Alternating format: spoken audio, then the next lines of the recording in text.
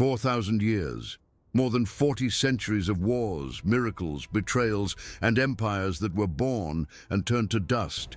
And at the center of it all, a single people. A people who should have disappeared dozens of times. The Egyptians tried to exterminate them. The Assyrians deported 10 of their 12 tribes to corners of the world that no one can locate to this day. The Babylonians burned their temple to its foundations. The Romans razed their capital, killed more than 1 million of them in a single revolt, and scattered the survivors to the 4 corners of the earth. Hitler put 6 million of them in gas chambers. And yet, even so, they are still here. They speak the same language. They worship the same God. And they return to the same land. How does a people survive all of that? What is so different about this story that it defies all logic of human civilization? Because by the normal rules of history, Israel should not exist. No other people of antiquity survived like this. You don't see Amalekites walking around. There is no Philistine embassy. No one speaks Moabite. But Hebrew, a language that was clinically dead for 2,000 years, is spoken today by 9 million people in a country that didn't exist 80 years ago. And this entire story, from the first step to the last chapter, fits into a single timeline that begins with a man alone in the middle of the Mesopotamian desert and ends with a vision of the future so terrifying that to this day no one can fully interpret it. From Abraham to Revelation. This is the story you are about to hear.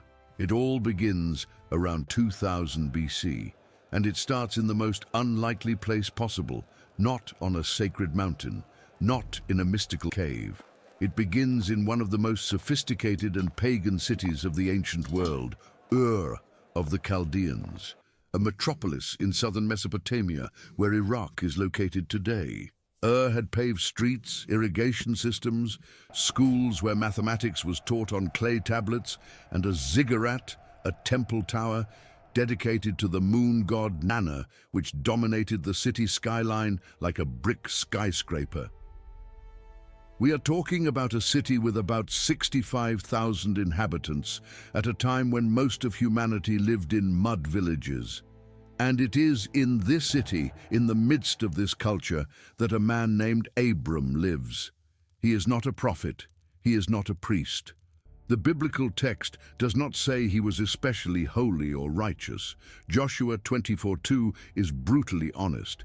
It says that Abram's father Terah served other gods. Abram grew up in a polytheistic family, and it is exactly to this man, without a spiritual resume, without divine credentials, that God speaks. Genesis 12:1, "Go from your country, your people, and your father's household to the land I will show you." Pay attention to what is being asked here. God doesn't say, "Go to Canaan." He doesn't give a map. He doesn't give coordinates. He says, "Go to the land I will show you." Future tense. In other words, leave everything you know and walk in the direction I will show you when I feel like it. This is a level of trust that most of us wouldn't have even for choosing a new restaurant, and Abram was around 75 years old, and he goes. He takes Sarai, his wife, he takes Lot, his nephew, he takes the servants, the flocks, and he starts walking. To the west, more than 1,000 kilometers of desert between Mesopotamia and Canaan. Weeks of travel with cattle, tents, supplies, under a sun that cracked the ground and nights so cold that frost formed on the animal's wool. No road, no guarantee, nothing but a voice and a promise. And what a promise. Genesis 12:2-3, "I will make you into a great nation, and I will bless you. I will make your name great." Nation. God is telling a 75-year-old man without children that an entire people will come from him. Sarai was barren. Both were past the age. And God promises descendants as numerous as the stars in the sky. Humanly speaking, this wasn't faith, it was madness. But here is the detail that transforms this story from a simple journey into something much greater. God is not just calling a man, he is inaugurating a project, the covenant with Abraham, because this is where Abram becomes Abraham, father of multitudes, is not a vague religious agreement. It is a contract with specific clauses: land, descendants, and blessing. Genesis 15 describes the ceremony. God tells Abraham to cut animals in half and pass between the pieces. This was an ancient Near Eastern covenant ritual. Whoever passed between the pieces was saying, "If I break this covenant, let what happened to these animals happen to me." And here comes the shock. Abraham falls asleep, and the one who passes between the pieces is God alone, in the form of a smoking firepot and a blazing torch. In other words, God assumes total responsibility for the covenant. Abraham doesn't need to fulfill anything for the promise to be maintained. This is unilateral, unconditional, and it will echo through every page of the Bible from here on. If this promise impresses you, leave a like now, because this story only gets more intense from here. Abraham finally has the promised son. Isaac is born when Abraham is 100 years old and Sarah is 90. The biological miracle that no one expected. The boy grows up. And then God does something that to this day is one of the most disturbing moments in all of Scripture. Genesis 22:2, "Take your son, your only son, whom you love, Isaac, and go to the region of Moriah. Sacrifice him there as a burnt offering." God asks back for exactly what he promised: the son, the lineage, the entire future of the project. Imagine the walk, 3 days of travel to Mount Moriah, Abraham carrying the wood, the knife, the fire, and beside him the boy who is the only living proof that God keeps his promises. Isaac notices something is missing. "My father, the fire and wood are here, but where is the lamb for the burnt offering?" And Abraham responds with a phrase that carries the weight of all biblical theology. God himself will provide the lamb. He raises the knife, and at that exact moment, an angel holds his hand. A ram appears caught in a thicket. Isaac is spared. But Mount Moriah, remember that name, because it is exactly there, on that same mountain, that Solomon will build the Temple of Jerusalem 1,000 years later. And it is in the vicinity of that mountain that 2,000 years later, another father will deliver another son, and this time, no one will hold his hand. Isaac grows up and has twin sons, Esau and Jacob. And here the story of Israel gets its name, literally, because Jacob is a deceiver. The Bible doesn't hide this. He steals his brother's blessing. He deceives his blind father. He flees to avoid being killed. He spends 20 years working for his uncle Laban, who deceives him back. And then, one night on the banks of the Jabbok River, something inexplicable happens. A man, or was it an angel, or God himself? The text is deliberately ambiguous, wrestles hand to hand with Jacob all night. Genesis 32:28, "Your name will no longer be Jacob, but Israel, because you have struggled with God and with humans and have overcome." Israel, he who struggles with God. The name of the entire nation comes from a fight in the dark, on the banks of a river, between a deceiver and the creator of the universe. And Jacob leaves that fight limping, with a dislocated hip, but with a new name. This is the spiritual DNA of this people. It is not a people that accepts everything quietly. It is a people that struggles, questions, limps, and even so moves forward. Jacob, now Israel, has 12 sons, and those 12 sons become the 12 tribes. But before becoming a nation, this family will go through one of the most dramatic episodes of Genesis. Joseph, the second to last son, his father's favorite, is sold into slavery by his own brothers, thrown into a pit, dragged to Egypt, falsely accused by his master's wife, locked in a dungeon where the smell of urine and sweat mixed with the mold on the stone walls. And there he stays, for years, forgotten, until Pharaoh has a dream that no one can interpret. 7 fat cows devoured by 7 thin cows, 7 full heads of grain swallowed by 7 withered heads. Joseph is taken out of prison, interprets the dream. 7 years of abundance, followed by 7 years of devastating famine. And in a twist that only the biblical narrative can make seem natural, the Hebrew slave becomes the second most powerful man in Egypt, governor, administrator of the entire grain reserve. And when the famine hits Canaan, who appears bowing before him asking for food? The same brothers who threw him into the pit. They don't recognize him, but he recognizes every face. And here, instead of revenge, Joseph chooses something that goes against all human logic: forgiveness. Genesis 50:20 summarizes it all. You intended to harm me, but God intended it for good. Jacob's entire family goes down to Egypt, 70 people. Genesis 46:27 is precise with the number. They settle in the land of Goshen, a fertile region in the Nile Delta. And for a time, all is well. Joseph is powerful. Pharaoh is an ally. The Hebrews prosper. But here enters one of the most brutal transitions in the entire Bible. Exodus 1:8, a single sentence that changes everything. Then a new king, to whom Joseph meant nothing, came to power in Egypt. One sentence, one generation. And from protected guests, the Hebrews become slaves. The new Pharaoh looks at that people who were multiplying too fast and feels fear, political fear, demographic fear, and his solution is terrifying: forced labor, inhuman conditions, and, when that wasn't enough to stop the growth, infanticide. Exodus 1:22. Every Hebrew boy born was to be thrown into the Nile. Imagine what that meant in daily life. Women hiding their pregnancies, births in silence in the middle of the night, mothers holding back tears while drowning the pain of handing their children over to the river. Egypt, which had been a refuge, became a slaughterhouse. And this was not a short episode. The Hebrews stayed in Egypt for 430 years. Exodus 12:40 is exact, 430 years. To give you an idea, that is more time than Brazil has existed as a country. Entire generations were born, lived and died knowing nothing but mud bricks, whips, and the scorching sun over Pharaoh's construction sites.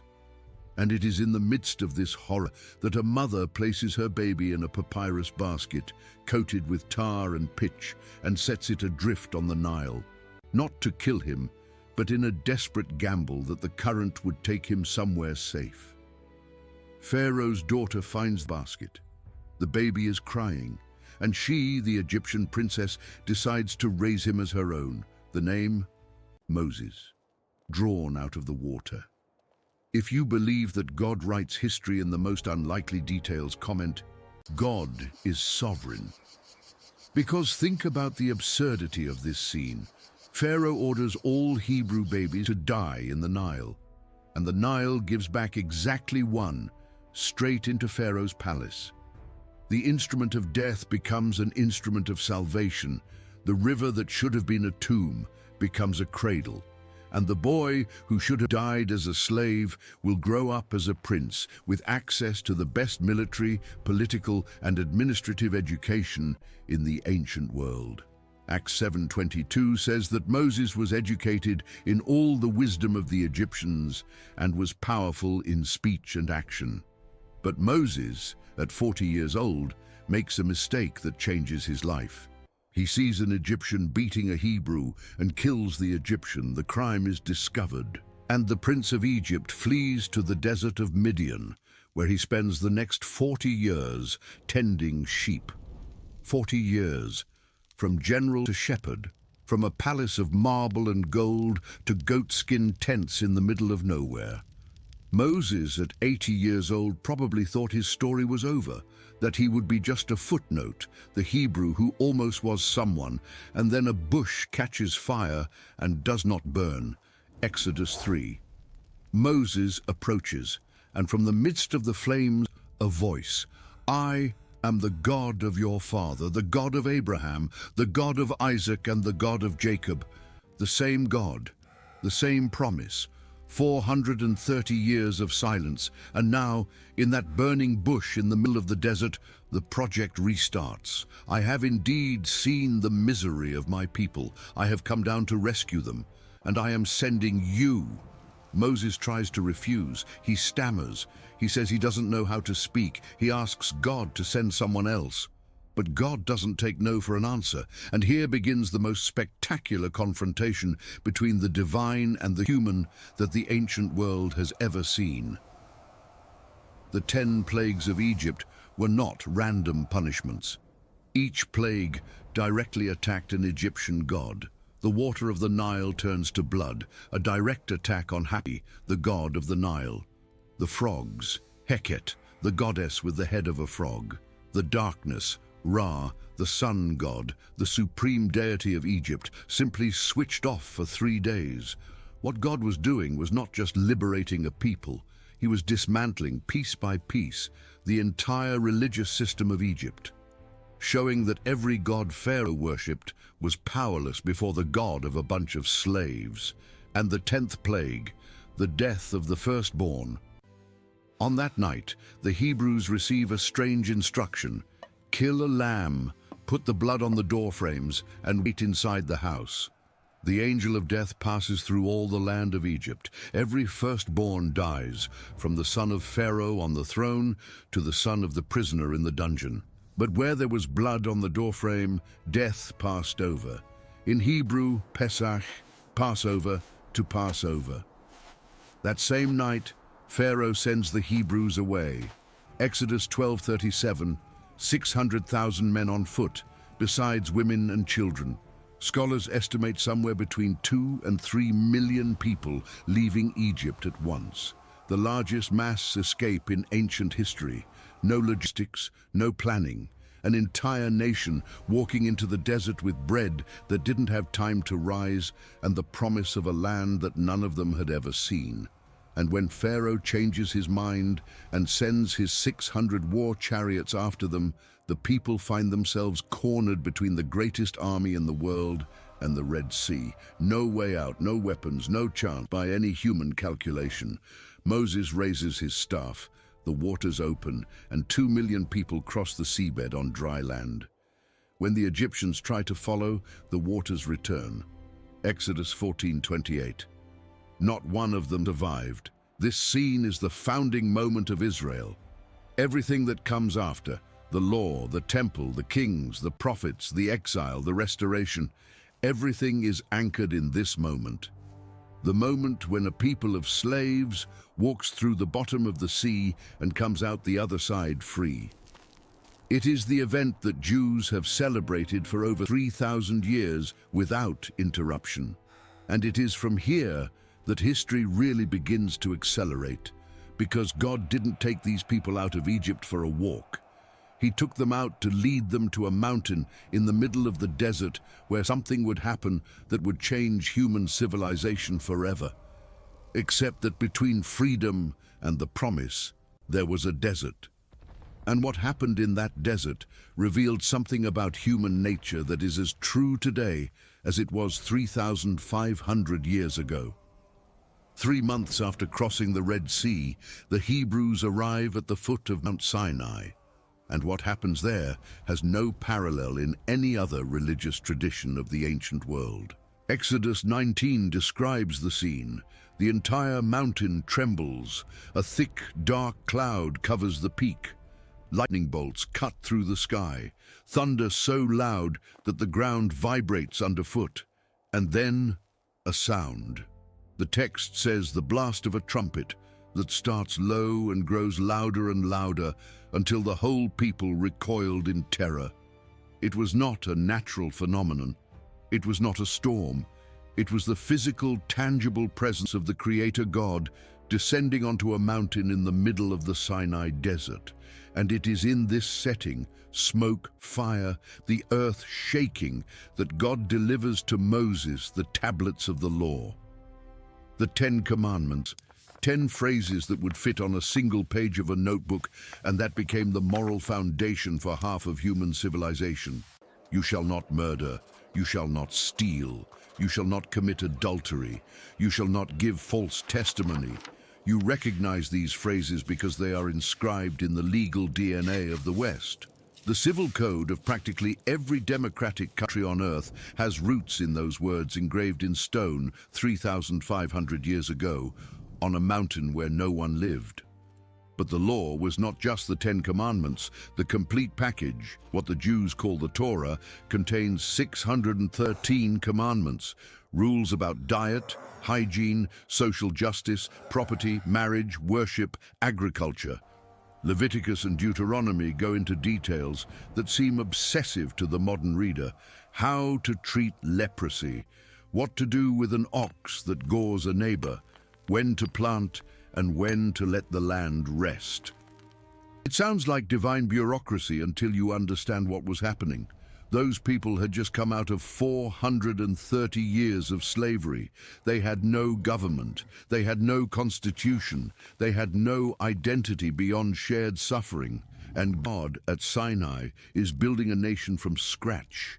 Every law, every rule, every ritual was a brick in the foundation of a people who needed to learn how to live as free humans. And while Moses was up there, at the top of the mountain, receiving these instructions for 40 days and 40 nights, what did the people do down below? Exodus 32. They gathered all the gold they had, earrings, rings, bracelets brought from Egypt, melted it all down and molded a golden calf, and they began to worship it. These are your gods, Israel, who brought you up out of Egypt. 40 days. It only took 40 days without seeing Moses for a people who had seen the sea open, who had eaten manna falling from the sky every morning, who had seen the cloud of God over the mountain, to return to the exact same type of idolatry they practiced in Egypt.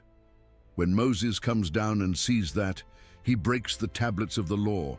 He throws them on the ground. The stones that God had written with his own finger shattered at the base of the mountain. And on that day, 3,000 men die. This scene is brutal, it is uncomfortable. But it reveals something that the Bible never tries to hide. The people chosen by God are not a people better than the others. It is a stubborn, rebellious people who forget quickly and complain even faster.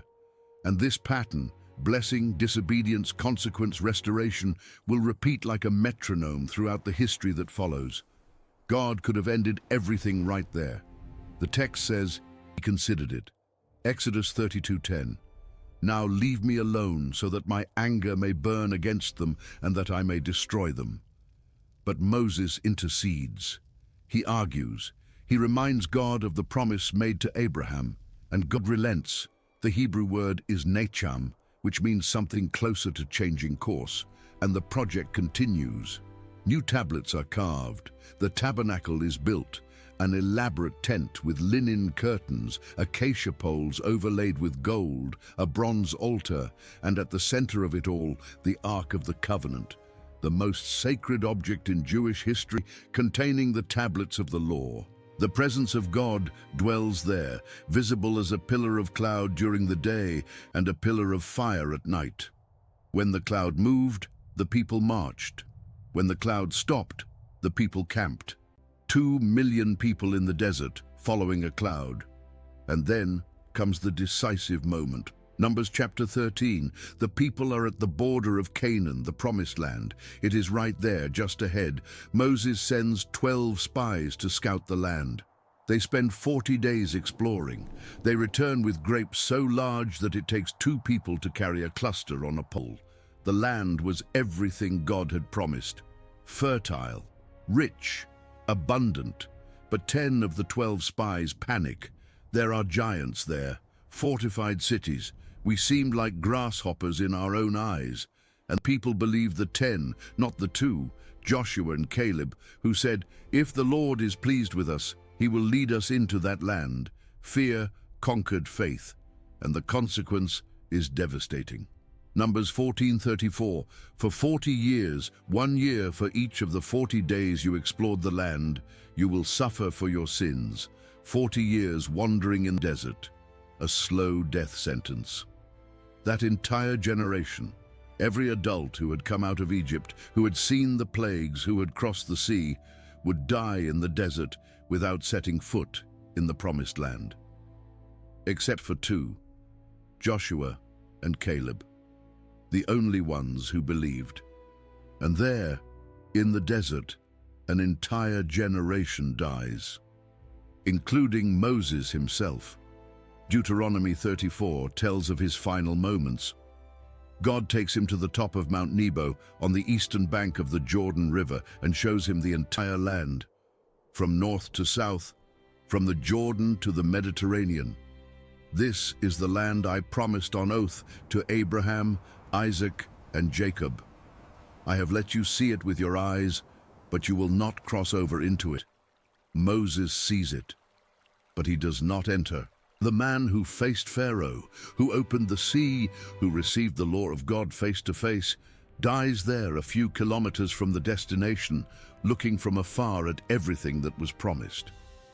Deuteronomy 34:6 says that God himself buried him, and no one knows where his grave is to this day. It is now up to Joshua, Moses' disciple, the spy who was not afraid, to lead this people into Canaan. And the entry is as spectacular as the exit from Egypt. Joshua chapter 3. The priests carrying the Ark of the Covenant step into the waters of the Jordan River, which was at flood stage, and the river stops. It simply stops. The waters pile up upstream, and the riverbed dries up. The people cross on dry ground, just like at the Red Sea. As if God was saying, "What I did with Moses, I will do with Joshua. I have not changed." And then comes Jericho, the first city. Walls so wide that there were houses built inside them. And the military strategy God gives Joshua is, by human standards, insane. March around the city once a day for 6 days. On the 7th day, march 7 times, and then shout. Joshua 6:20. The wall collapsed. Archaeologists who excavated Tel Es Sultan, the site identified as Jericho, found walls that collapsed outward, not inward, as would be expected in a conventional attack. The bricks fell, forming a natural ramp that would allow the attackers to climb straight into the city. The conquest of Canaan took approximately 7 years. Joshua leads campaign after campaign. Ai, Gibeon, Hazor, the southern and northern coalitions. The land is divided among the 12 tribes. Each tribe receives its territory. Judah in the south, Ephraim and Manasseh in the center, Dan, Naphtali, and Asher in the north. The promise made to Abraham more than 600 years earlier finally begins to take geographical shape. But Joshua dies, and with him dies the generation that saw the miracles of the conquest. Judges 2:10 records the saddest phrase of this entire period. Another generation grew up who knew neither the Lord nor what he had done for Israel. And thus begins the most chaotic, violent, and disconcerting period in the history of Israel, the Judges. The book of Judges is a downward spiral, a vicious cycle that repeats with mechanical precision. The people abandon God. God allows an enemy to oppress them. The people cry out for help. God raises up a judge, a charismatic military leader who delivers them. There is peace for a generation, and then the people abandon God again. And the cycle restarts, worse with every turn. The judges are not conventional heroes.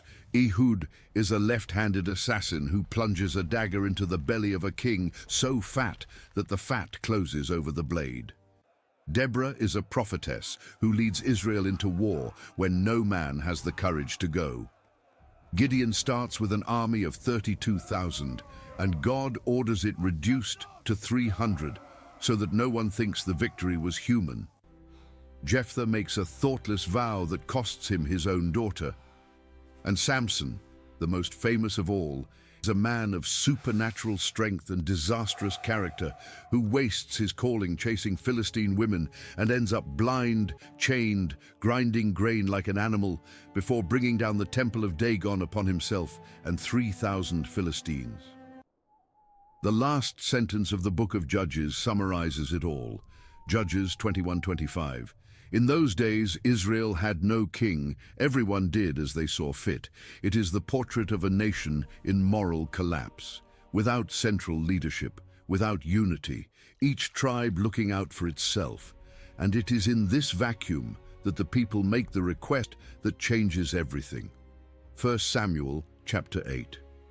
The elders of Israel go to the prophet Samuel, the last judge, a man who served God since he was a child, and say, "Appoint a king to lead us, such as all the other nations have." Samuel is indignant. God is disappointed. Because what the people are saying between the lines is, "We don't want to be governed by God. We want to be like everyone else." And God says to Samuel, "It is not you they have rejected, but they have rejected me as their king." Even so, God allows it. And the first king of Israel is named Saul. Saul looked perfect on paper, tall, handsome, from the tribe of Benjamin. 1 Samuel 9:2 says that he was a head taller than any of the others. But Saul is the classic example of someone who has the appearance of a leader without having the interior. He starts well, wins battles, unifies tribes, but quickly he begins to disobey. He offers sacrifices that were not his to offer. He spares the Amalekite king when God ordered everything destroyed. And with every disobedience, every shortcut, every decision moved by fear and pride, Saul begins to disintegrate. Samuel's phrase in 1 Samuel 15:23 is like a death sentence, for rebellion is like the sin of divination. Because you have rejected the word of the Lord, he has rejected you as king. And while Saul falls apart, God is already looking elsewhere. To a small town called Bethlehem, to the house of a man named Jesse, to the most unlikely of candidates. When Samuel arrives at Jesse's house to anoint the next king, Jesse presents 7 sons, tall, strong, impressive. Samuel looks at the oldest and thinks, "Surely the Lord's anointed stands here." But God says the phrase that defines the entire theology of biblical leadership: "Do not consider his appearance or his height." The Lord does not look at the things people look at. People look at the outward appearance, but the Lord looks at the heart. None of the 7 is the chosen one. Samuel asks, "Are these all the sons you have?" And Jesse, almost as if apologizing, says, "There is still the youngest. He is tending the sheep." They didn't even call the boy to the meeting. His own father didn't consider him a candidate.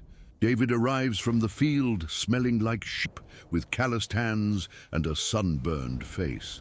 And Samuel pours the oil over his head. The shepherd boy is the anointed of God.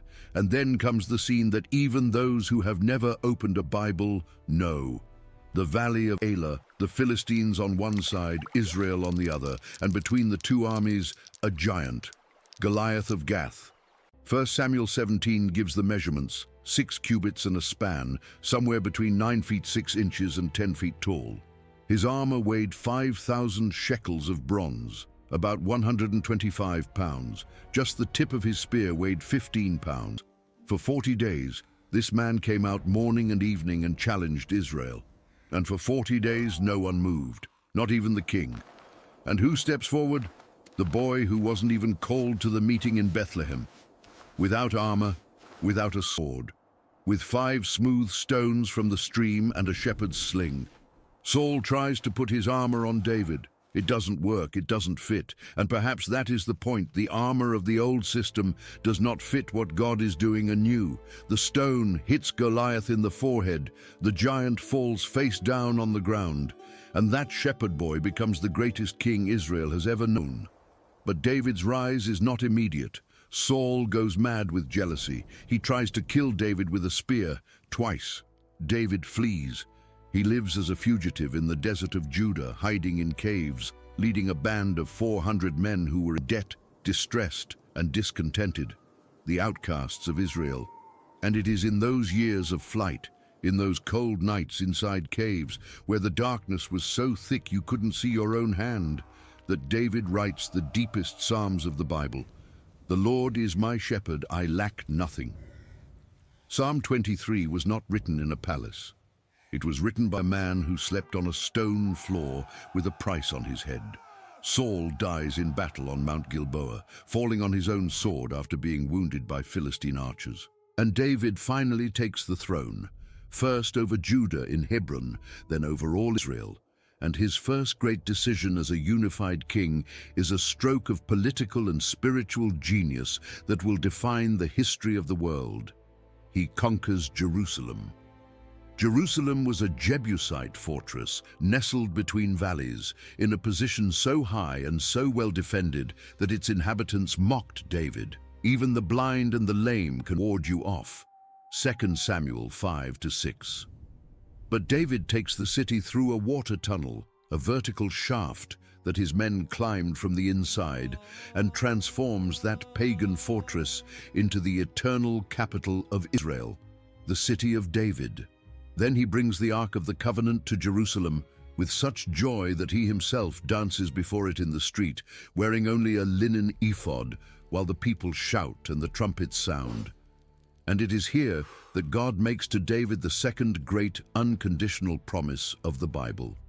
2 Samuel 7:16, "Your house and your kingdom will endure forever before me. Your throne will be established forever." Forever. Not for a generation, not for a century. Forever.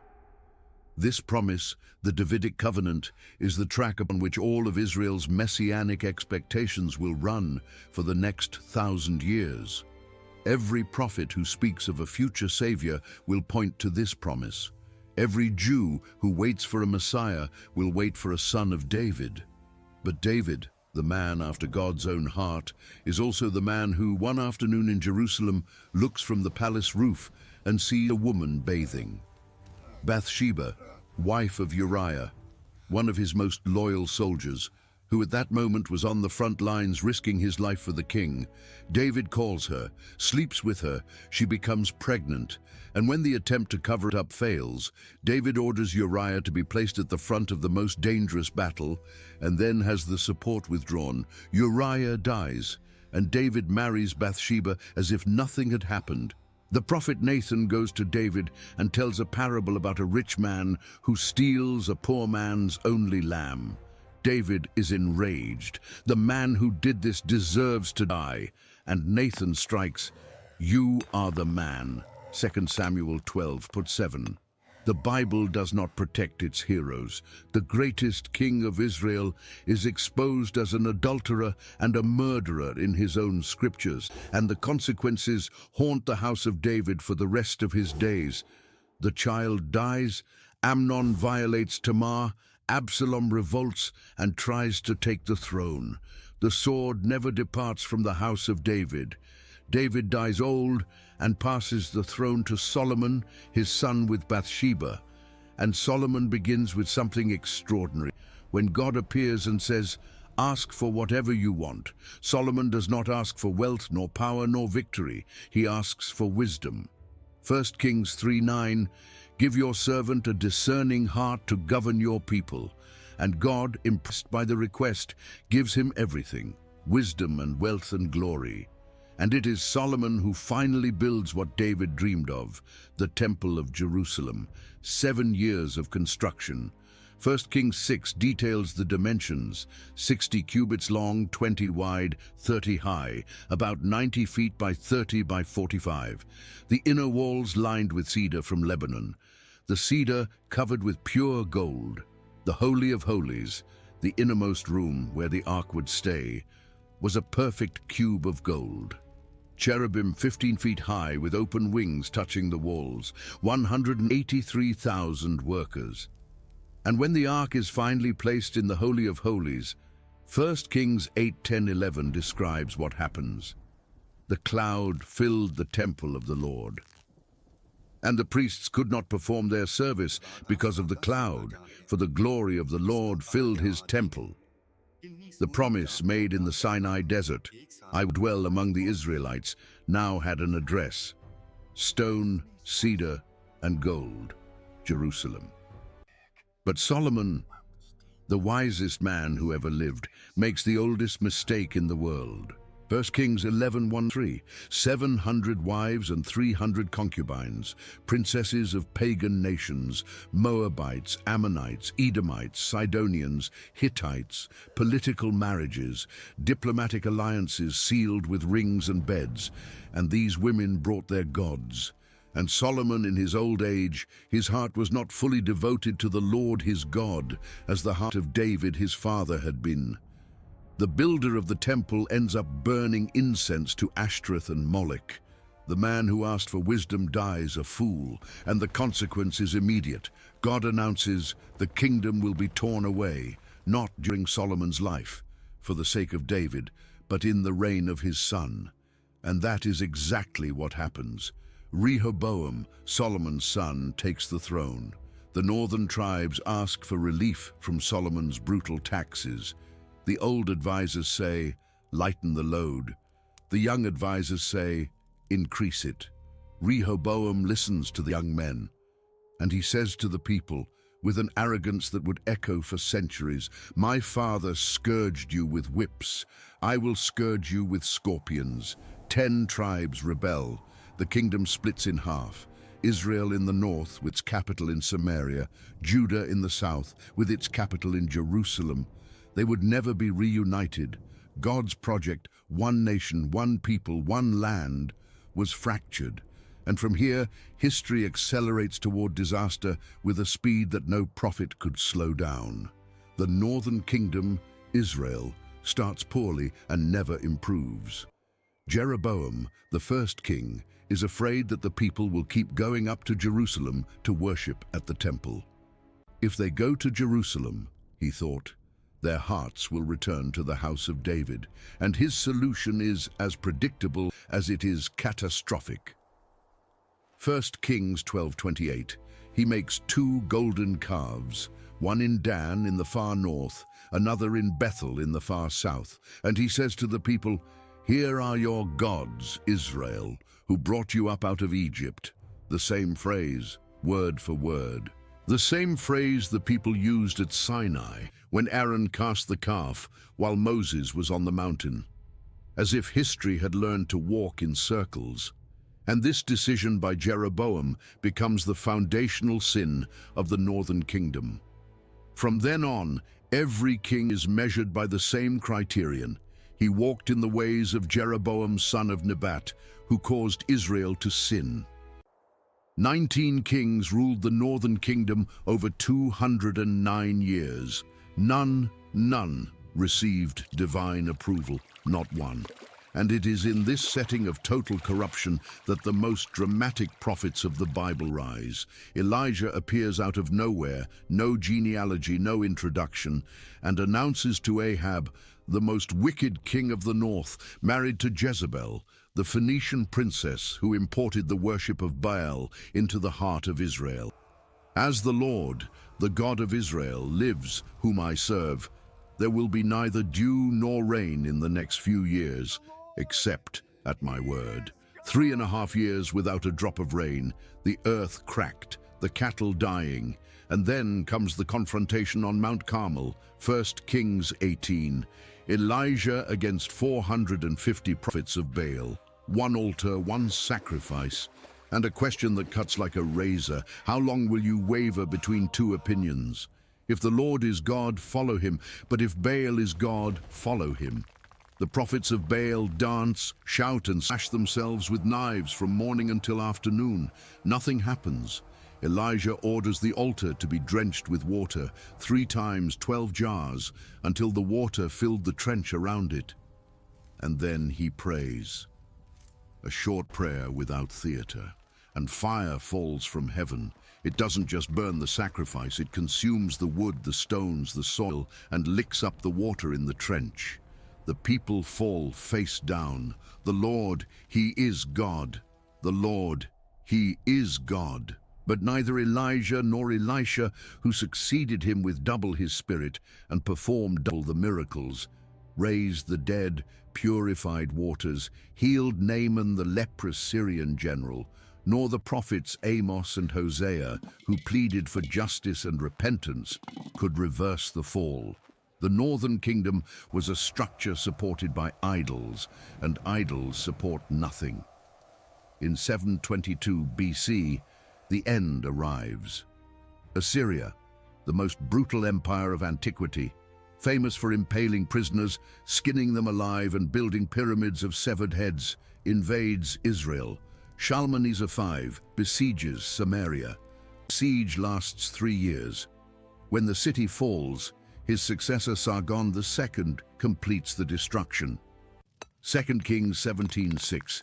In the 9th year of Hoshea, the king of Assyria captured Samaria and deported the Israelites to Assyria. 27,200 people were deported, according to Sargon's own records in the palace of Khorsabad. And in their place, the Assyrians brought peoples from Babylon, Cutha, Ava, and Hamath. They mixed populations, they diluted identity. The 10 northern tribes disappear from history as a political entity. Absorbed, assimilated, the so-called lost tribes of Israel. Judah remains, alone, small, with the temple, with Jerusalem, with the promise made to David. And for a time it seems Judah will survive where Israel failed, because Judah has something the north never had, good kings, not many but enough to delay the collapse. Hezekiah, who rules at the exact moment of the north's fall, is one of them. 2 Kings 18:5 says that there was no one like him among all the kings of Judah, either before him or after him.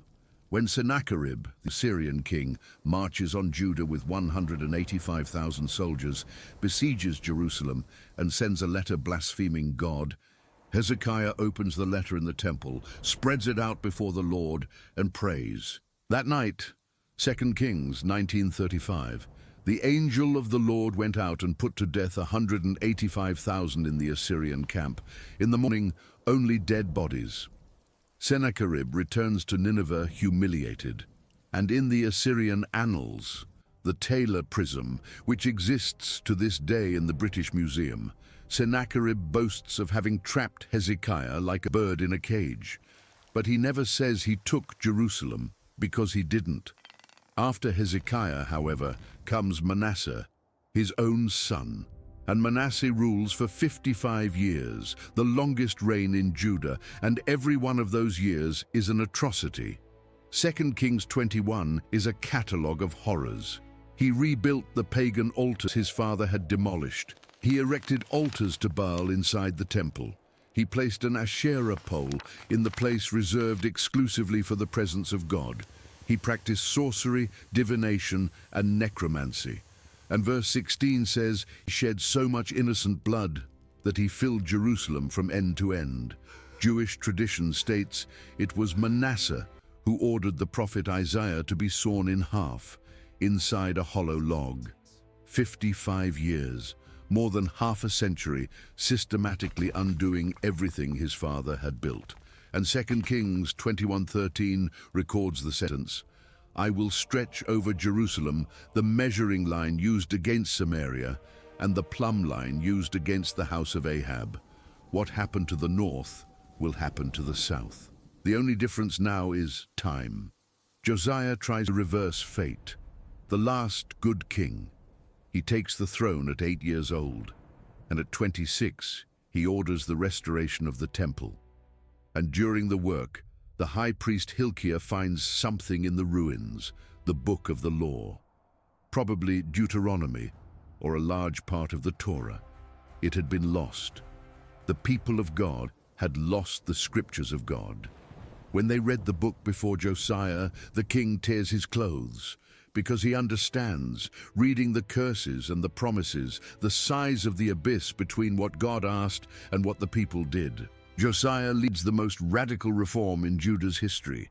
He destroys pagan altars. He burns the objects of Baal worship. He profanes the high places. He celebrates the Passover for the first time in centuries.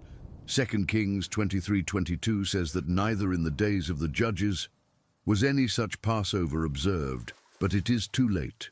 2 Kings 23:26 is one of the coldest phrases in the entire Bible. Nevertheless, the Lord did not turn away from the heat of his fierce anger, which burned against Judah because of all that Manasseh had done to arouse his anger. Josiah fixed the present, but the past had already signed the sentence. Josiah dies in 609 BC, trying to intercept Pharaoh Necho of Egypt at the Battle of Megiddo. Yes, Megiddo, the same place that in Greek is called Armageddon. And after him, everything crumbles in slow motion. 4 kings in 22 years, each worse than the last, all puppets of foreign powers. And it is in this final chaos that a voice rises with more clarity and more pain than any other. Jeremiah, called while still a teenager, before I formed you in the womb, I knew you. Jeremiah spends 40 years preaching the same message no one wants to hear. Babylon is coming. Repent or lose everything. He cries so much he is called the weeping prophet. He is imprisoned, thrown into a muddy cistern, and threatened with death. His own relatives conspire against him, and no one listens, no one. In 605 BC, Nebuchadnezzar, the young and brilliant Babylonian general, defeats Egypt at Carchemish and takes control of the entire Fertile Crescent. Judah becomes a vassal. The first wave of deportees goes to Babylon, among them a young noble named Daniel. In 597, Nebuchadnezzar returns. He loots the temple. He takes more deportees, among them the priest Ezekiel. And in 586 BC, when King Zedekiah rebels, Nebuchadnezzar comes for the last time, and this time he doesn't come to loot, he comes to destroy. The siege of Jerusalem lasts 18 months. Lamentations of Jeremiah describes what happens inside. Mothers cooking their own children, people licking the walls in search of moisture, princes unrecognizable, with skin sticking to their bones. On the 9th day of the 4th month, the walls are breached. Zedekiah tries to flee at night through the gate between the 2 walls, near the king's garden. He is captured on the plains of Jericho, taken to Nebuchadnezzar at Riblah. And the last thing Zedekiah's eyes see before being gouged out is the execution of his own sons. 2 Kings 25:7. On the 7th day of the 5th month, August 586, Nebuzaradan, the captain of Nebuchadnezzar's guard, enters Jerusalem and burns everything. Solomon's temple, 410 years of existence, cedar of Lebanon, gold, the Ark of the Covenant, which simply disappears from biblical records at this point, never to be mentioned again. The house where the glory of God descended like a cloud, it turned to ash. The walls are demolished, the city razed, and the people are led in chains to Babylon. Psalm 137 captures the pain of this moment with an honesty that cuts. By the rivers of Babylon we sat and wept when we remembered Zion. There on the poplars we hung our harps, for there our captors asked us for songs. How can we sing the songs of the Lord while in a foreign land? But here something happens that no other people of antiquity managed to do. The Egyptians lost their civilization. The Assyrians disappeared. The Babylonians would be absorbed. The Philistines, the Moabites, the Ammonites, all dissolved into the dust of history. But the Jews, sitting by the rivers of Babylon, without a temple, without land, without a king, without sacrifices, they survived. They didn't just survive, they were transformed. The synagogue is born in exile. The systematic compilation and preservation of the scriptures intensify in exile. Jewish identity stops depending on the place and starts depending on the text, on the book, on the word. The exile that should have been the end was paradoxically the moment when Israel became indestructible, because you can burn a temple, you can demolish walls, you can raise a city, but you cannot destroy an idea that an entire people has memorized. If this story gives you chills, comment indestructible. And God had not forgotten. Isaiah, who prophesied more than a century before the exile, had already given the name of the liberator. Isaiah 44:28 and 45:1, who says of Cyrus, "He is my shepherd and will accomplish all that I please." This is what the Lord says to his anointed, to Cyrus, whose right hand I take hold of. Cyrus, the Persian, a pagan king called by name by God, more than 100 years before he was born. In 539 BC, Cyrus the Great conquers Babylon without shedding a drop of blood. he diverts the course of the Euphrates River, and his soldiers enter the city gates through the dry riverbed while the Babylonians are feasting. And in his first year, he issues the decree recorded both in the Bible and on the Cyrus cylinder, which is in the British Museum today. The deported peoples can return. The Jews can rebuild their temple. Ezra 1:3. Any of his people among you may go up to Jerusalem in Judah and build the temple of the Lord, the God of Israel, the God who is in Jerusalem, and may their God be with them. 42,360 people return. Ezra 2:64 gives the exact number. Not everyone. Most stayed in Babylon. They already had houses, businesses, lives. But the remnant returns, and they start from zero. The second temple is built, smaller, simpler. The old men who saw the first one weep because it doesn't compare. Haggai 2:3. Who of you is left who saw this house in its former glory? How does it look to you now? Does it not seem to you like nothing? But God promises through Haggai, the glory of this present house will be greater than the glory of the former house. And it is Nehemiah who rebuilds the walls of Jerusalem in 52 days, a feat that left the surrounding enemies terrified because they recognized that only God could have done it so fast. The nation had returned. The temple was standing. The walls were raised. But something was missing. The cloud of glory did not descend upon the second temple. The ark was not there. The fire from heaven did not fall. And with Malachi, the last prophet, came the silence. The last prophetic words of the Old Testament, and then God went quiet for 400 years. 400 years without a prophet. 400 years without a direct word from God. Scholars call it the intertestamental period. Believers call it the silence of God. But silence does not mean inactivity. In those 4 centuries, the world is transformed to prepare the stage for the final act. Alexander the Great conquers everything, from Egypt to India, and spreads the Greek language throughout the known world. He dies at 32, his empire shatters, and the land of Israel becomes disputed spoils between the Ptolemies of Egypt and the Seleucids of Syria. And in 167 BC, the unthinkable happens. Antiochus IV, Epiphanes invades the temple, and his soldiers drag a pig to the altar, the same altar where incense rose to God, and sacrifice it there. Unclean animal blood flowing over consecrated stone. A statue of Zeus erected in the Holy of Holies. Daniel 11:31 had already predicted it, the abomination that causes desolation.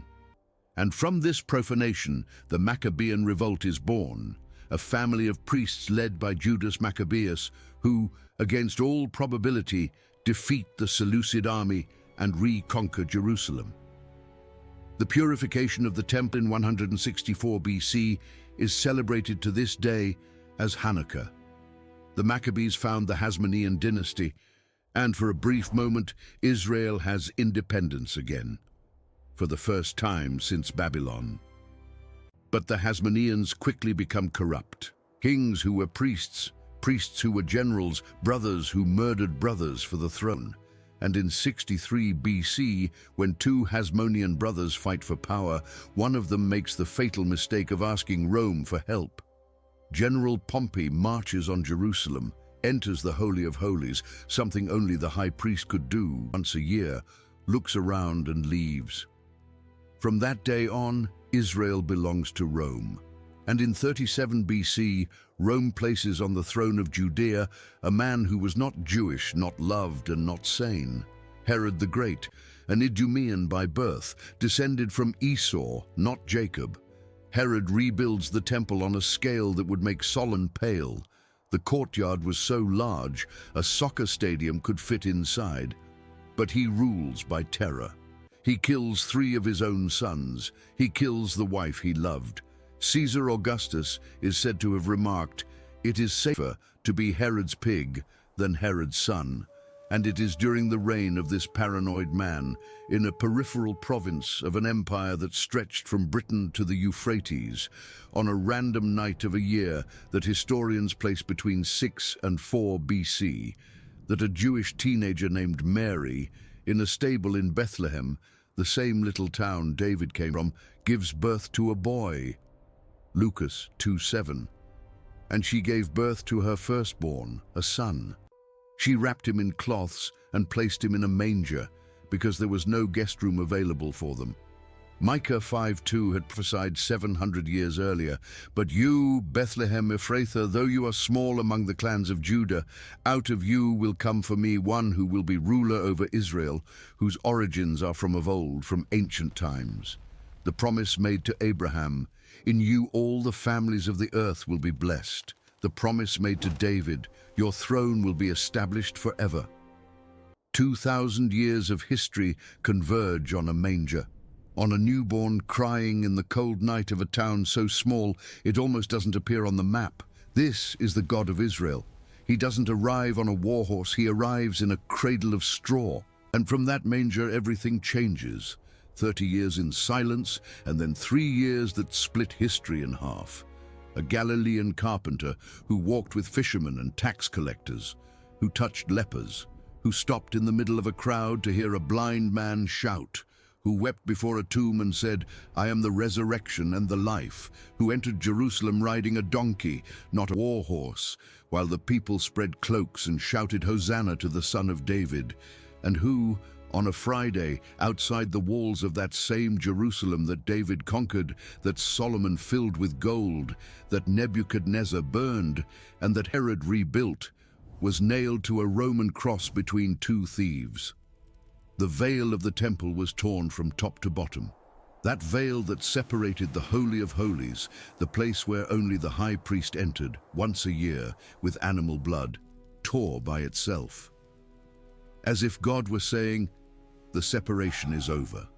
3 days later, the tomb was empty, and 500 people saw the man who had been crucified walking, talking, eating fish by a lake. In 70 AD, the Romans destroyed the Second Temple.